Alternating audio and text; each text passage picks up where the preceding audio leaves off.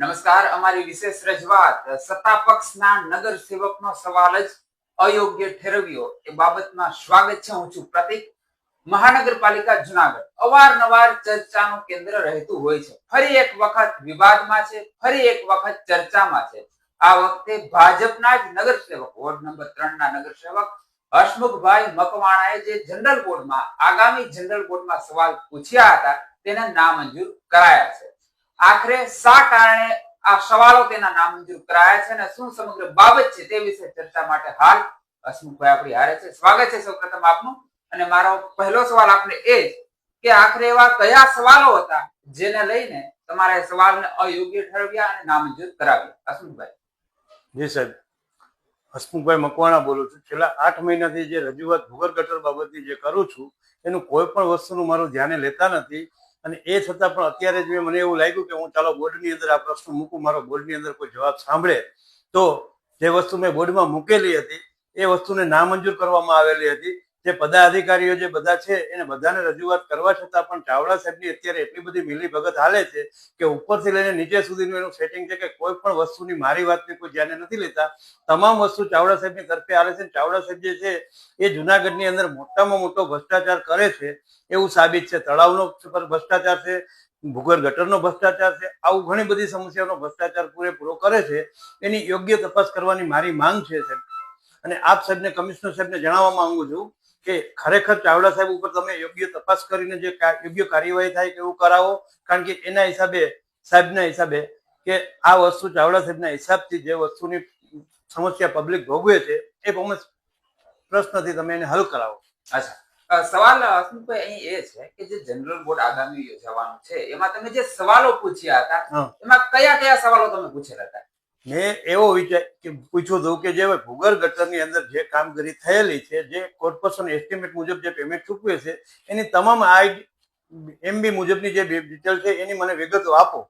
એ માટે મેં માંગણી મૂકેલી હતી. કારણ કે જે તે સમય હું એને એવું કહું છું કે ભાઈ જે કોન્ક્રીટની અંદર એસ્ટિમેટની અંદર જે આઈટમ આવે છે એ આઈટમ રેટનું કામ થતું જોવા મને 8 મહિનાથી છેલ્લા જોવા મળે છે કે એ કામ થયેલું નથી.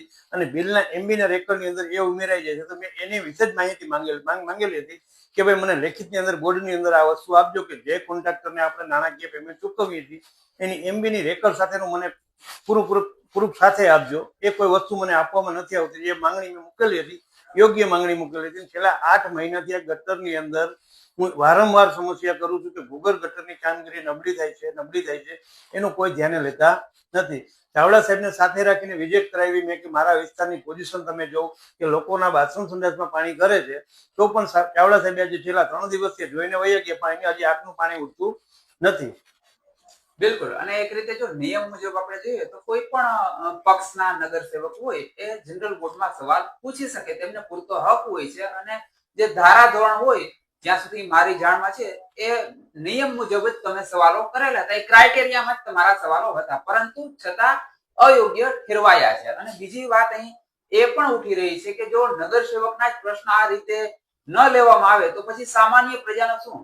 હવે આગળ તમારો સ્ટેન્ડ શું રહેશે હસમુખભાઈ? મારે હજી પણ આપની પાસે, આપના માધ્યમથી, ટીવી ચેનલના માધ્યમથી હું કહેવા માંગુ છું કે જે વસ્તુ ચાવડા સાહેબે જે વસ્તુ એસ્ટિમેટમાં કોન્ટ્રાક્ટરને જે વસ્તુ ચૂકવે છે અને જે સ્થળ ઉપર કામગીરી કરવાની હોય એની મને પૂરતી વિગત આપી દે તો મને કોઈ વાંધો નથી. બિલકુલ.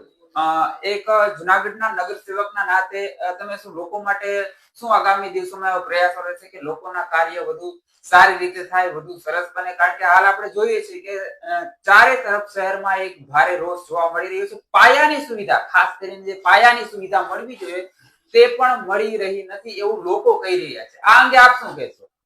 લોકો કહી રહ્યા છે, હું ભારતીય જનતા પાર્ટીનો જે કોર્પોરેટરનો ઉમેદવાર છું, પણ હું ભારતીય જનતા પાર્ટી સાથે મને કોઈ વાંધો નથી. વાંધો મને એક જ વસ્તુ છે કે જે પસ્તારો જે ચાવડા સાહેબ ઓટો ઓફ એન્જિનિયર જે છે એના જે માધ્યમથી જે કામ થાય છે, જે વસ્તુ થાય છે, એ કામથી હું અસંતોષ છું.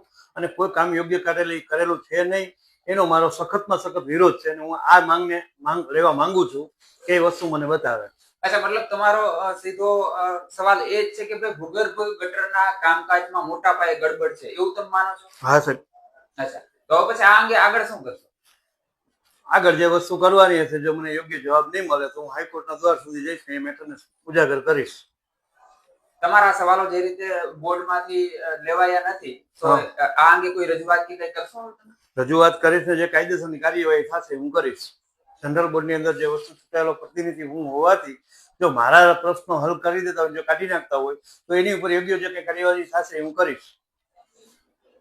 હસમુખભાઈ, આપ અમારા સ્ટુડિયોમાં આવ્યા, અમારા હારે વાતચીત કરી એ બદલ ખૂબ ખૂબ આભાર. Thank you. Thank you.